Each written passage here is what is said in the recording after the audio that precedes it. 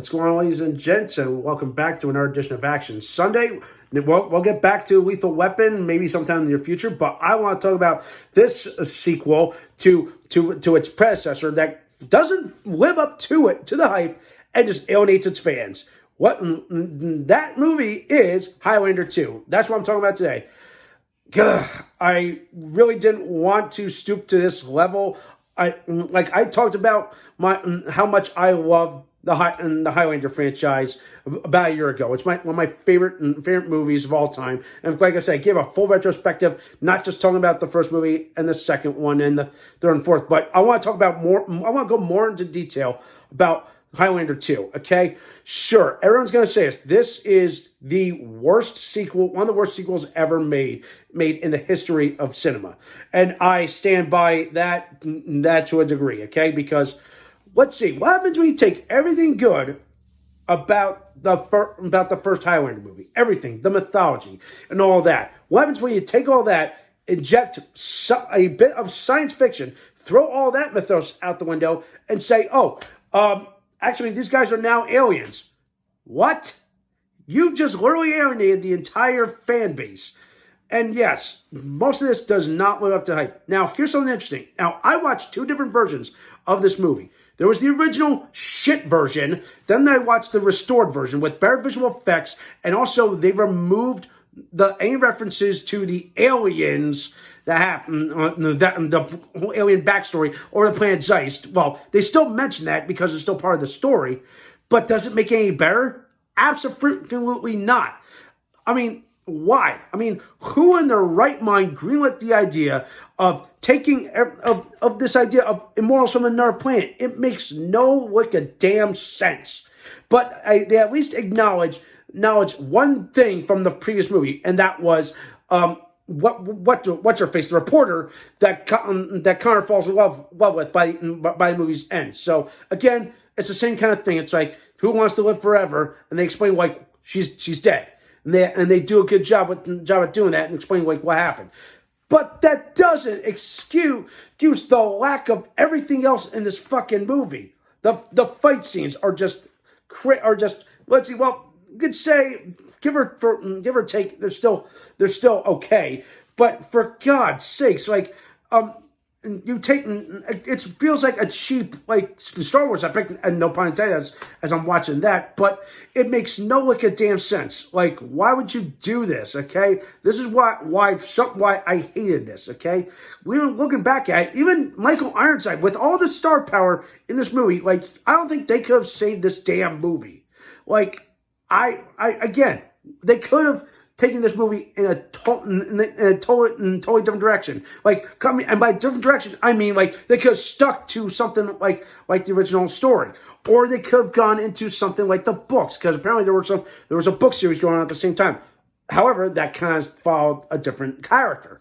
So seriously, you could have done it any way. To me, I feel like they could have just kept this set in the future, but introduce a new, different character. You did not need to bring these quote-unquote immortals on another planet horse shit to this fold. Also, the whole resurrection part of Ramirez, that makes no sense. It's why?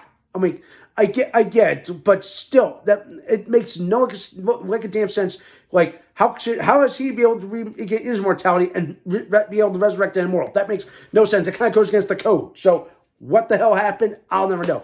But I will admit that scene of Ramirez getting resurrected in the middle of a show of Hamlet really made me laugh. Okay, he's like, I feel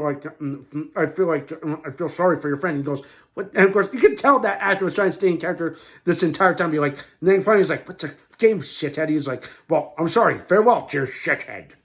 That's my good Sean Connery impression. That's as best as I'm gonna do. But yeah, to me, there was some good comedy sprinkled around, but I feel like some of it falls flat. But all of that does not excuse this shit heap that is Highlander 2. To me, I'm gonna say this right now.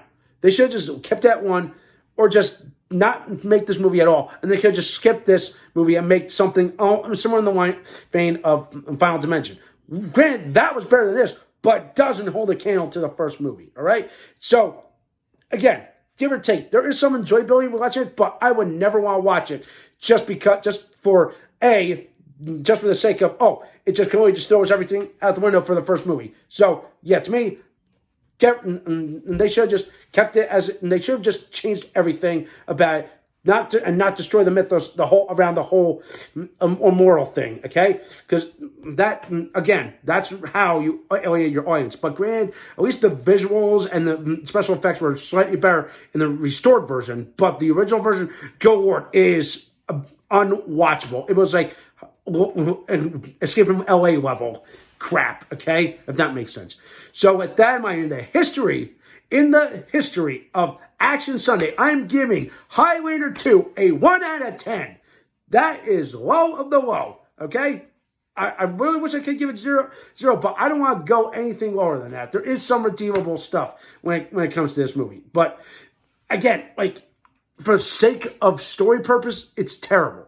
Again, I'd rather just wish that they never did this. I really just think this is one movie I really think the producers should have just said, go back to the drawing board, get rid of all this. I really feel like Russell Mulcahy should have just been there the entire way and be like, no, you follow my vision.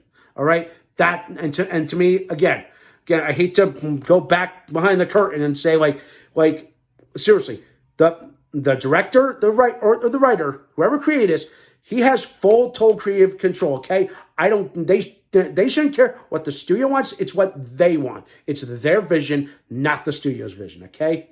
All right? Enough of my rant. If you want to give this movie a watch at your own cost, okay? That does for this week. Throw this video, subscribe to my channel, teacher for some more awesome and exciting videos.